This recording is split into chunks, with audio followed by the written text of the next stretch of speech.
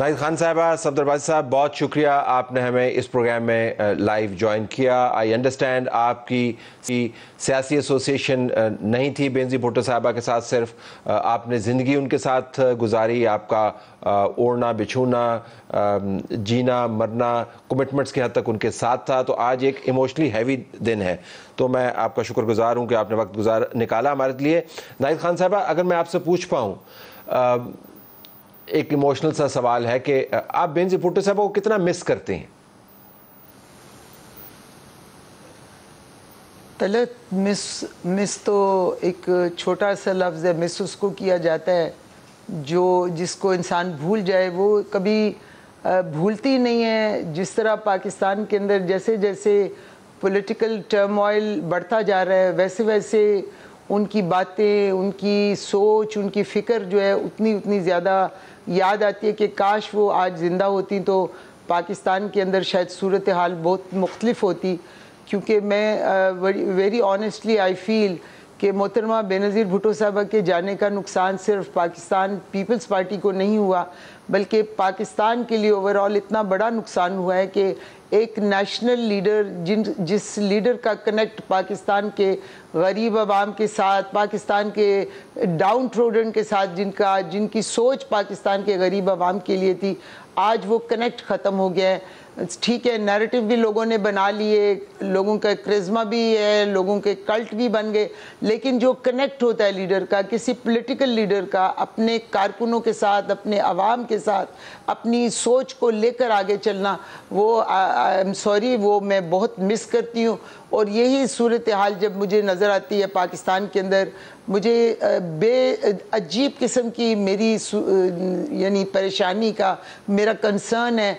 कि पाकिस्तान, हम आवाम है ना, हम आवाम हैं, हम ये सोचते हैं कि हमारा आखिर कौन लीडर है, पाकिस्तान को कौन लीड कर रहा है, पाकिस्तान की गवर्नमेंट को कौन चला रहा है, या पाकिस्तान की अपोजिशन क्या रोल प्ले कर रही है। ये सारी चीज़ों को देखते हुए मुझे बेनज़ीर भुट्टो साहबा की जो सोच है ना, या उनकी याद है, या उनकी कमी शिद्दत से महसूस होती है कि आज हम बिल्कुल पाकिस्तान के अंदर बेयारो मददगार जो है ना पॉलिटिक्स हो गई है, और कोई भी ऐसा लीडर नहीं है जो पाकिस्तान को, अब पाकिस्तान के अवाम की सोच को समझ सके और जान सके इस वक्त ना। अगर मैं सफदरबाजी साहब आपसे पूछ पाऊँ, उन लोगों के लिए जिनके हाफ़ज़े कमज़ोर हैं, आप उस फेटफुल डे 27 दिसंबर 2007 आप कहाँ पे थे? मैं जी मोहतरमा बेनज़ीर भुट्टो साहबा के साथ ही था, और जब ये वाक़या हो तो मैं उनकी गाड़ी में था जी। अगर आप, आई नो इट्स पेनफुल, अगर आप बता पाएँ कि वो लम्हात क्या थे जब ये वाक़या हुआ और उससे कुछ देर पहले। देखिए जी, उस दिन जलसा जो है माशाल्लाह, क्योंकि ये ईद के बाद जब कैंपेन दोबारा शुरू हुई तो लोग ईद की फेस्टिविटीज़ में थे, तो जलसे जो हो रहे थे उस पर कहीं मोहतरमा सेटिस्फाइड नहीं थी। लेकिन ये जो पिंडी का जलसा था, ये एक, मैं समझता हूँ, एक अजीम शान जलसों में शामिल होता था, और मोहतरमा बहुत ज़्यादा उस दिन खुश भी थी, और जिस अंदाज में जो उन्होंने अपने इमोशंस आवाम को बताए वो भी आपके सामने, वो मैं समझता हूँ कि वो टेलीविज़न की स्क्रीन पे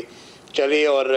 बहुत जो है ना पजीराई भी उनको मिली, और उन्होंने फिर ख़िताब भी जो है ना पाकिस्तान के मुस्तक़बिल के हवाले से ऐसा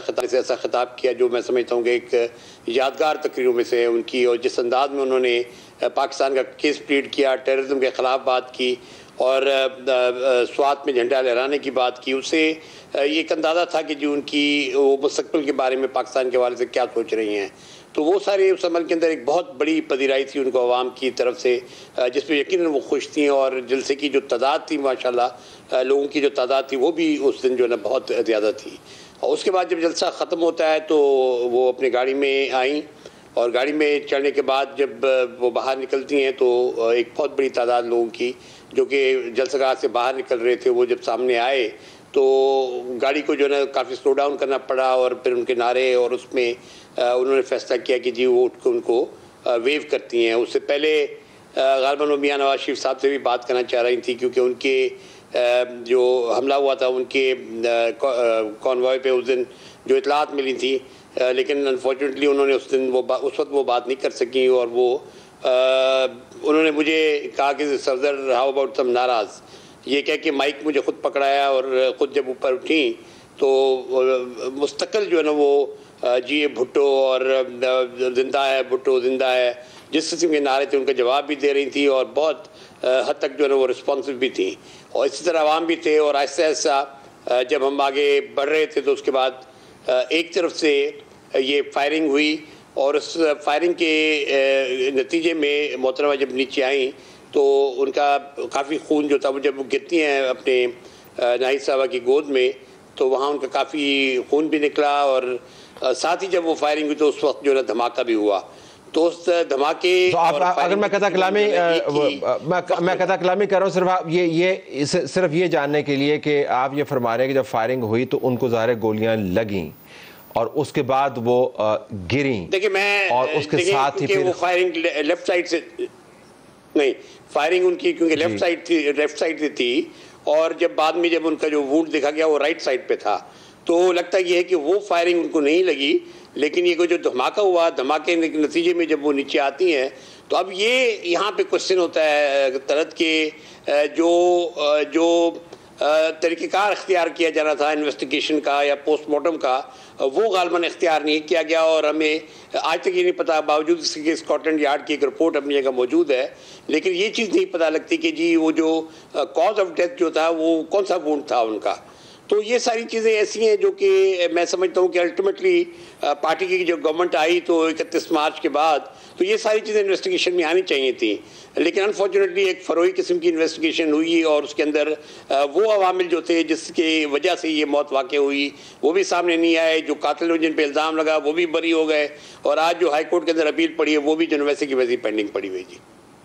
अगर मैं नाहिद खान साहब आपसे पूछ पाऊँ इसी के पेश नज़र ये कितने दुख की बात है कि इतनी बड़ी कायद का ऐसा दिन दिहाड़े कत्ल सबके सामने, इतना डॉक्यूमेंट्री एविडेंस और अभी तक हमारे लिए एक मुहिम्मा है ये कितने, इसका कोई क्लोजर नहीं है, ये कितने दुख की बात है? बिल्कुल तलत, मैं समझती हूँ कि ये इतनी बड़ी ट्रेजेडी है जो कि दिन दहाड़े बीवी को मारा गया है और मैं आई एम वेरी क्लियर, मैं यानी इतनी ज़्यादा क्लियर हूँ कि मैं क्योंकि गोली की आवाज़ के साथ बीवी नीचे आई हैं, क्योंकि मैंने एकदम सोचा कि किसी ने ये क्रैकर चलाया है, कुछ मैं दिल में सोच रही हूँ कि पार्टी के लोगों को मना किया हुआ है कि बीबी जब खड़ी हो कोई क्रैकर कुछ ना चलाया करें, लेकिन ये क्रैकर जैसे ही गोली की आवाज़ें, मैं क्योंकि शीशे से बाहर देखने की कोशिश कर रही थी, लोग डांस कर रहे थे, जिए भुट्टो जिए बेनज़ीर के नारे लगा रहे थे और बीबी के नारों का जवाब बीबी दे रही थी। एकदम गोली की आवाज़ आई है और उसके साथ ही मुझे लगा कि मेरी गोद में कोई हैवी चीज़ गिरी है एकदम। जब मैंने यानी it was spur of the second के जब मैं एकदम मुड़ी हूँ तो मैंने देखा कि बीबी मेरी गोद में गिरी हुई थी, ऊजिंग ब्लड था बिल्कुल, मेरे कपड़े बिल्कुल totally I was soaked with blood, इतना ज़्यादा खून था कि सफदर मुझे पीछे से कह रहे थे अपना दुपट्टा बीबी के उस पर रखो। I was so much traumatise, इतना मैं चीख रही थी, मुझे कुछ समझ नहीं आ रहा था कि क्या हो रहा है, क्योंकि लेफ़्ट साइड पे मखदूम साहब बैठे हुए थे, राइट साइड पे आई वॉज सिटिंग और पीछे सफदर बैठे हुए थे, खालिद शहनशाह थे, बीवी के उनके पर्सनल स्टाफ का एक बंदा बैठा हुआ था, फ्रंट पे ड्राइवर था और सिक्योरिटी के वो थे, लेकिन उसके बीबी के गिरते ही एकदम जो है ना एकदम फायर की आवाज़ के साथ बम ब्लास्ट हुआ है। बम ब्लास्ट होने के साथ गाड़ी की रीम जो है वो शायद गाड़ी के टायर बस्ट हुए हैं और गाड़ी रीम पे चल रही थी।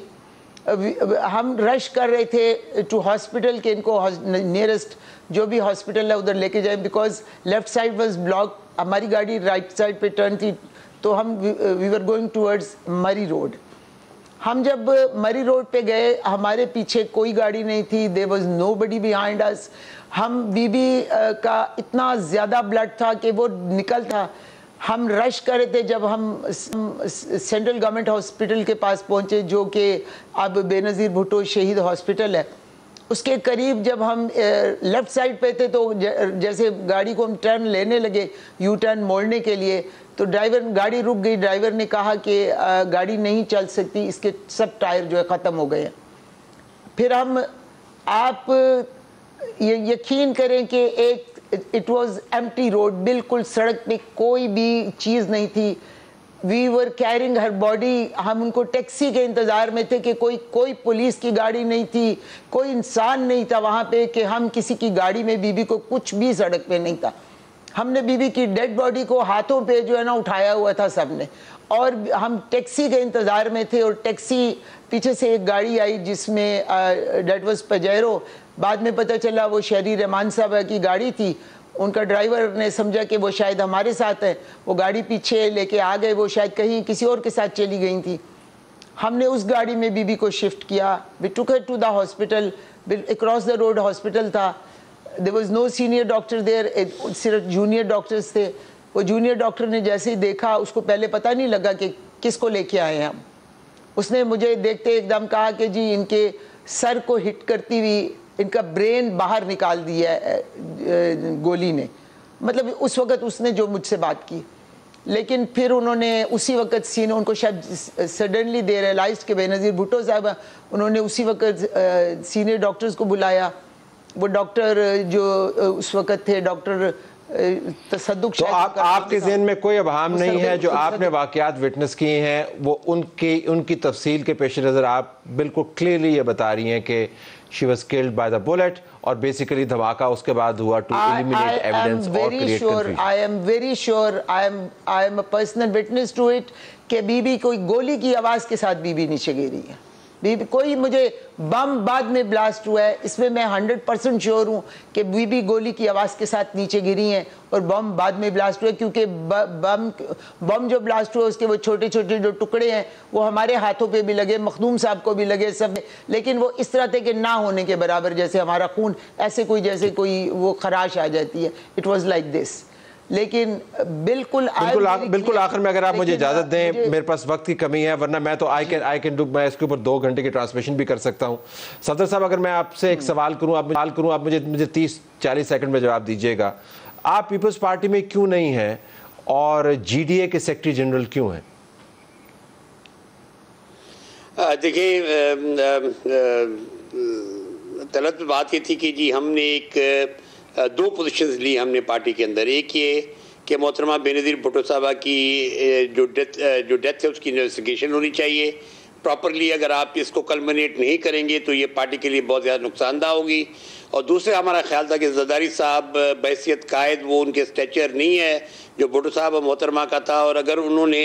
पार्टी को एक नज़रियाती और एक कलेक्टिव अंदाज में नहीं चलाया तो पार्टी जो है ना वो नुकसान उठाएगी। इस इश्यू के ऊपर हमारी जो है दूरियाँ बढ़ती गई और आखिर में मजबूर हो कि हमें अपना प्लेटफॉर्म लेना पड़ा। और आज मैं पाकिस्तान पीपल्स पार्टी वर्कर्स का सदर हूँ, और उस पार्टी ने फिर अल्टीमेटली हमें, वो कहते हैं कि सर्वाइवल की जो जंग होती है, उस सर्वाइवल की जंग में आप कहीं ना कहीं अपने अलायंस ढूंढते हैं, और उस हवाले से फिर GDA का जो अलायंस बना 2018 की इलेक्शन से पहले हमने उसको ज्वाइन किया। हमने उसके टिकट पे इलेक्शन भी लड़ा। लाड़काना में मेरे भतीजे मौज़म अब्बासी ने पीपल्स पार्टी के कैंडिडेट को डिफीट भी किया, 2 दफ़ा डिफीट किया। और आज जो है ना